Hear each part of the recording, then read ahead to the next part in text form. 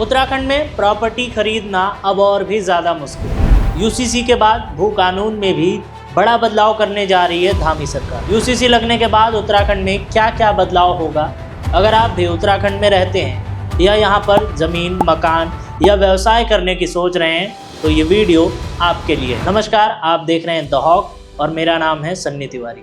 सबसे पहले बात करते हैं यूसीसी। उत्तराखंड में समान नागरिक संहिता यूसीसी को लागू करने की प्रक्रिया अपने अंतिम चरण में। मुख्यमंत्री पुष्कर सिंह धामी ने ये घोषणा की है कि जनवरी 2025 से यह कानून राज्य में प्रभावी हो जाएगा। यह कदम उत्तराखंड को देश का पहला ऐसा राज्य बनाएगा जहां पर समान नागरिक संहिता लागू होगी। मुख्यमंत्री पुष्कर सिंह धामी ने 2022 के विधानसभा चुनाव प्रचार के दौरान यह वादा किया था कि यदि भारतीय जनता पार्टी सत्ता में आती है तो वो इस कानून को प्रमुखता से राज्य में लागू करेगी। और ठीक वैसे ही हुआ। उत्तराखंड में बीजेपी की सरकार आई और धामी सरकार ने अब यूसीसी को प्रमुखता से लागू करने के अपने वादे को पूरा करते हुए दिखाई दे रही है। लेकिन 1 जनवरी 2025 से ही यूसीसी लागू होने की संभावना थी। हालांकि निकाय चुनाव की अधिसूचना लागू होने की वजह से अब 23 जनवरी तक सरकार इसके संबंध में कोई भी ऐलान नहीं कर सकती है। ऐसे में धामी सरकार 26 जनवरी 2025 के दिन राज्य में यूसीसी को लागू होने की घोषणा कर सकती है। उसी दिन सन 1950 में देश का संविधान भी लागू हुआ था।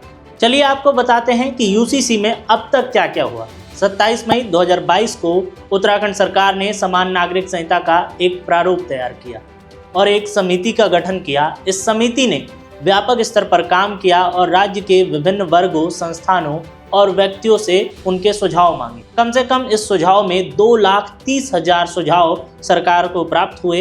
इन सुझावों को समिति ने एकत्रित किया और राज्य सरकार को सौंपा, जिनमें यूसीसी कानून बनाते वक्त भी इन सुझावों को ध्यान में रखा गया था और एक प्लान तैयार किया गया। और उस समिति ने 2 फरवरी 2024 को अपनी रिपोर्ट राज्य सरकार को सौंप दी।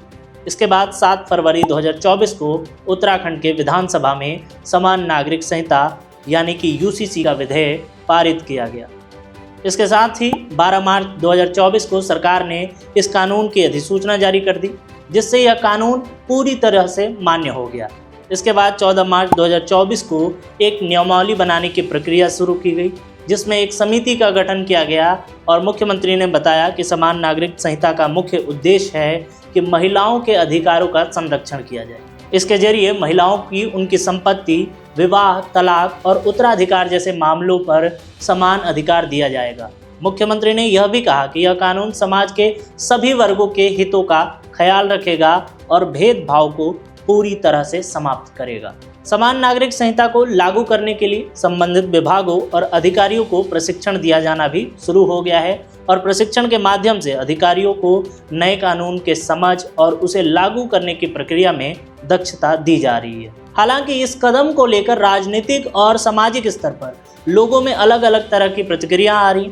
कई लोग इस कानून को लेकर अलग अलग विचार रख रहे हैं। कुछ वर्ग में इसे सकारात्मक पहल के तौर पर बताया गया है, जबकि कुछ ने इसे सांस्कृतिक विविधता के लिए खतरा भी बताया है। सरकार ने इन चिंताओं को दूर करते हुए एक समिति द्वारा सुझावों को कानून में शामिल करने का निर्देश दिया था। लेकिन चलिए हम आपको बताते चलें कि कई लोगों के मन में यूसीसी को लेकर कई सारे सवाल उठ रहे हैं। ऐसे में यह जानना बहुत ज़रूरी हो जाता है कि यूसीसी के क्या क्या फ़ायदे हैं और अगर ये लागू नहीं होता है तो क्या नुकसान हो सकते हैं। तो बात करें यूसीसी के पहले फायदे की, तो भारतीय दंड संहिता के तर्ज पर देश के सभी नागरिकों के लिए एक भारतीय नागरिक संहिता लागू होने से देश और समाज को सैकड़ों जटिल, बेकार और पुराने कानूनों से मुक्ति मिल जाएगी। तो ये तो रहा पहला फायदा। दूसरा फायदा यह है कि अलग अलग धर्मों के लिए अलग अलग ब्रिटिश कानूनों से सबके मन में एक हीन भावना व्याप्त है, इसलिए सबके लिए एक कानून और एक नागरिक संहिता का होना बहुत ज़रूरी है, जिससे कि समाज की हीन भावना पूरी तरह से समाप्त की जा सके। बात करें तीसरे फायदे की, एक पति एक पत्नी का नियम सब पर समान रूप से लागू होगा और बांझपन और नपुंसकता जैसी अपवाद का लाभ एक समान रूप से मिलेगा, चाहे वह पुरुष हो या महिला, हिंदू हो या मुसलमान, पारसी हो या ईसाई, सबके लिए एक समान, एक प्रकार का कानून बहुत ही ज़्यादा जरूरी है। बात करें चौथे फायदे की, तो विवाह विच्छेद यानी कि तलाक एक बड़ी समस्या रही है समाज के लिए। इस पर भी सामान्य नियम सबके लिए लागू होगा। विशेष परिस्थितियों में मौखिक तरीके से विवाह विच्छेद की अनुमति भी सभी को होगी, चाहे वह पुरुष हो या महिला हो, हिंदू हो या मुसलमान हो, या वो चाहे किसी भी धर्म का हो, सब पर एक समान नियम लागू होगा। अब बात करें यूसीसी के 5वें फायदे की, तो इसमें पैतृक संपत्ति को बताया गया है कि पुत्र हो चाहे पुत्री, बेटा हो या बहू, सब पर एक समान अधिकार होगा, चाहे वह किसी भी धर्म का हो। इसके अलावा बात करें 6ठे फायदे की, तो विवाह विच्छेद की स्थिति में विवाहोपरांत अर्जित संपत्ति में पति पत्नी को समान रूप से अधिकार दिया जाएगा, चाहे वह किसी भी धर्म का हो। इसके अलावा बात करें यूसीसी के फायदा नंबर 7 की, तो वसीयत, दान, धर्मजत्व, संरक्षिता, बंटवारा, गोद के संबंध में सभी पर एक समान कानून लागू होगा, चाहे वह किसी धर्म का हो, किसी जाति का हो, चाहे किसी भी लिंग पर आधारित हो, उन सभी पर एक समान कानून लागू होगा।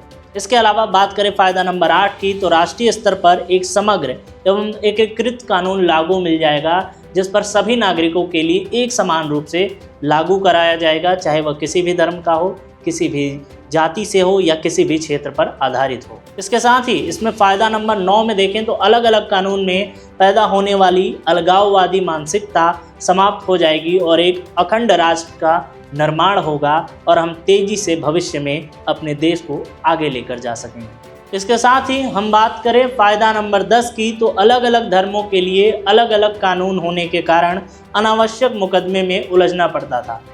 इसके साथ ही अब यूसीसी लागू होने के बाद सबके लिए एक नागरिक संहिता होने से न्यायालय पर भी अनावश्यक बोझ नहीं पड़ेगा और समय की भी बचत होगी। इसके साथ ही बात करें फ़ायदा नंबर 11 की, तो भारतीय नागरिक संहिता यूसीसी के लागू होने के बाद रूढ़िवाद, कट्टरवाद, संप्रदायवाद, क्षेत्रवाद और भाषावाद समाप्त होगा।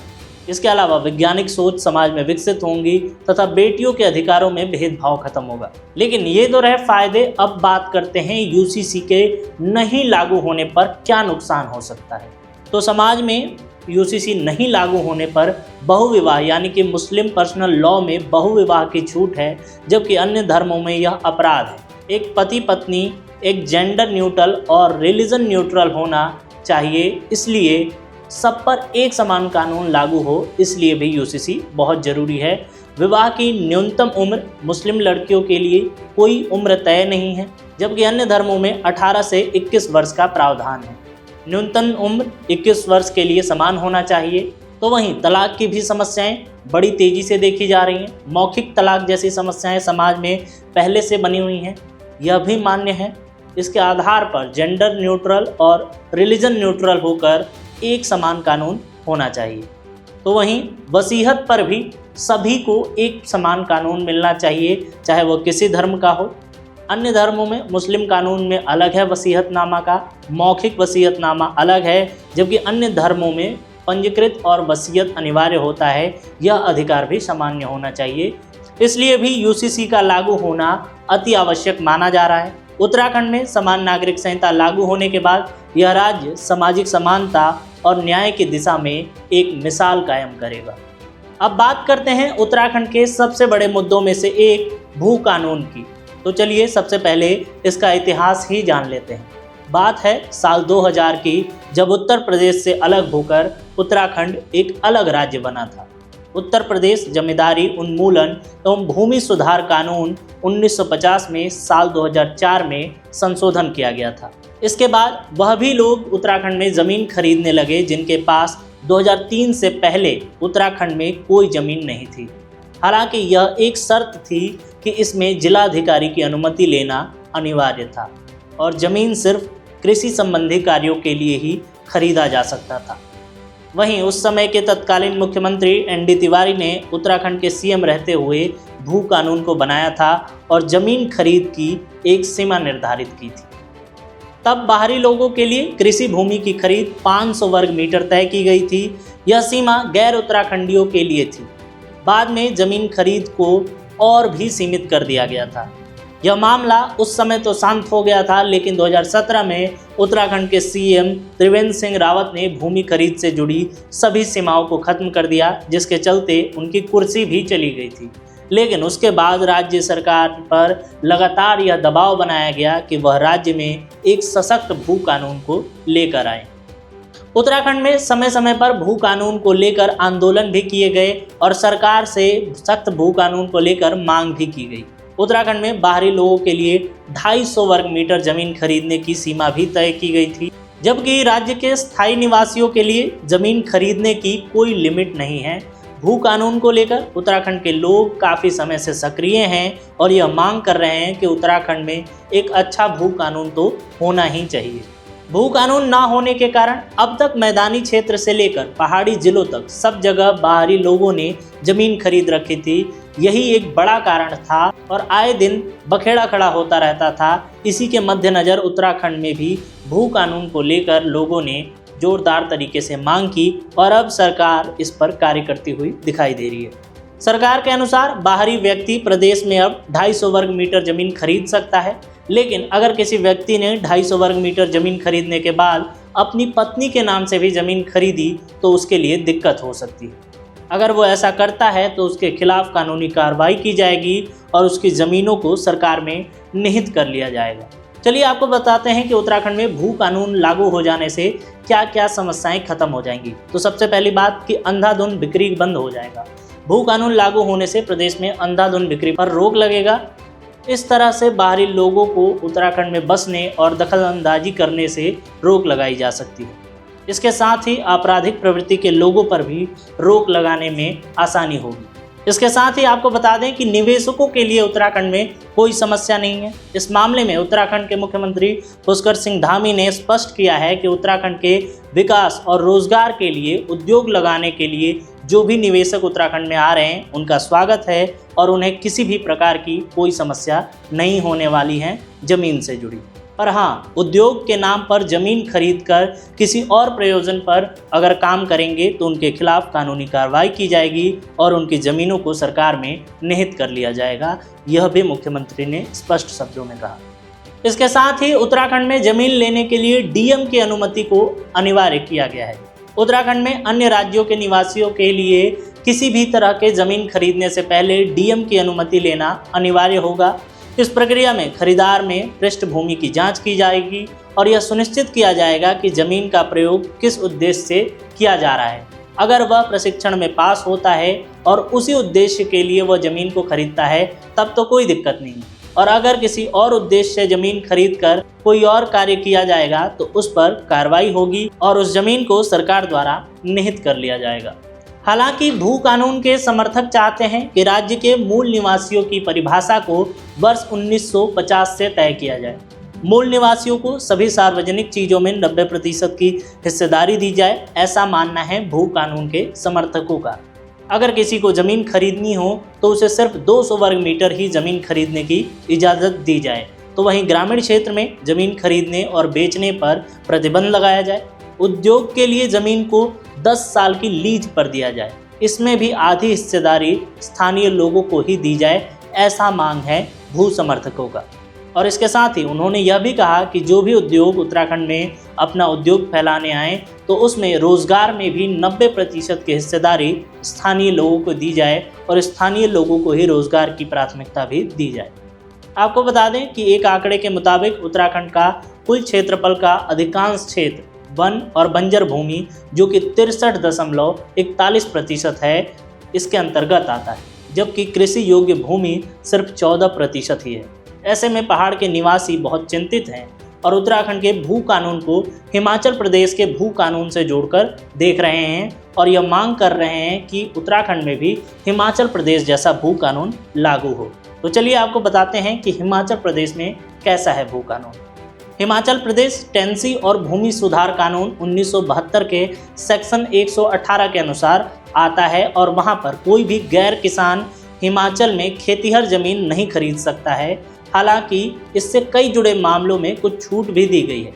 हिमाचल में जो क्षेत्र नगर निगम या नोटिफाइड एरिया यानी कि कैंट एरिया के दायरे में आते हैं वहां तो ज़मीन खरीद सकते हैं, लेकिन इसके बाहर ज़मीन खरीदने के लिए उन पर नियम और कानून हैं जिसके लिए उन्हें सरकार की अनुमति चाहिए और अगर ऐसा वो नहीं करते हैं तो उन पर कानूनी कार्रवाई हो सकती है। और इसको देखकर ही उत्तराखंड के लोग भी हिमाचल की तरह ही भू कानून की मांग कर रहे हैं। इसके साथ ही उत्तराखंड में समान नागरिक संहिता और भू कानून के लागू होने से राज्य के सामाजिक और सांस्कृतिक ढांचे में बड़े बदलाव देखने को मिलेंगे।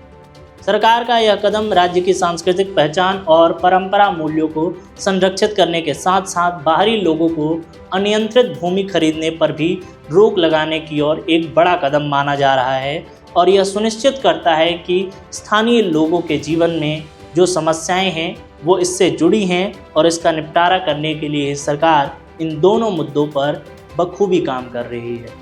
इन कानूनों के आने से राज्य में महिलाओं के अधिकार मजबूत होंगे, अपराधों में कमी आएगी और स्थानीय लोगों के लिए भी रोजगार के नए अवसर खुलेंगे।